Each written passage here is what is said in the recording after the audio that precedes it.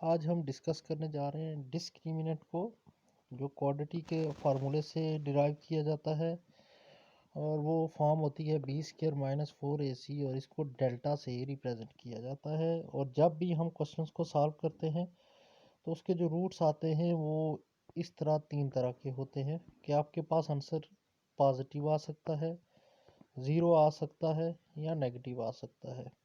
Positive में दो conditions है, जैसे मैं दो लिखता हूँ, एक 3 लिख देता हूँ, एक 4 लिख देता हूँ, ये दोनों पॉजिटिव आंसर है।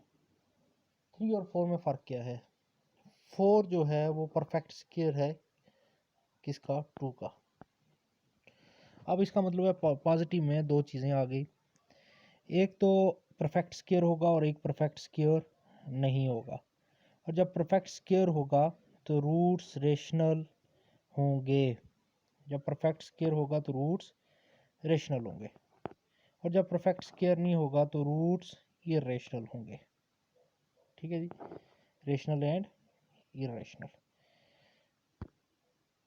जब परफेक्ट स्क्वायर होगा तो रूट्स रेशनल होंगे, और जब परफेक्ट स्क्वायर नहीं होगा तो रूट्स क्या होंगे? इरेशनल होंगे। ये बात ज़हन में रख लें। इसके बाद जो है हमारे पास वो है बी स्क्वायर माइनस 4ac। जब आप सॉल्व करते हैं तो इक्वल टू ज़ीरो आंसर आ जाए तो रूट्स रेशनल एंड इक्वल आते हैं। इसके रूट्स क्या होते हैं? Rational and equal. ठीक हो गया। इसी तरीके से जब आपके पास कोई नेगेटिव आंसर आता है लेस देन ज़ीरो वाला तो रूट्स आपके पास क्या हो जाते हैं? इमेजिनरी। रूट्स क्या होंगे जी? इमेजिनरी होंगे। ये तीन चीज़ें आपने, चार चीज़ें याद रखनी है कि जब भी आप डिस्क्रिमिनेंट फाइंड करते हैं तो रूट्स के हवाले से कैसे कहेंगे कि इसके रूट्स क्या होंगे। फॉर एग्ज़ाम्पल यहाँ पे मैं कोई क्वेश्चन लिखता हूँ,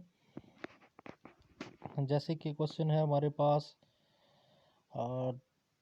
2x square minus 4x plus 2 is equal to 0।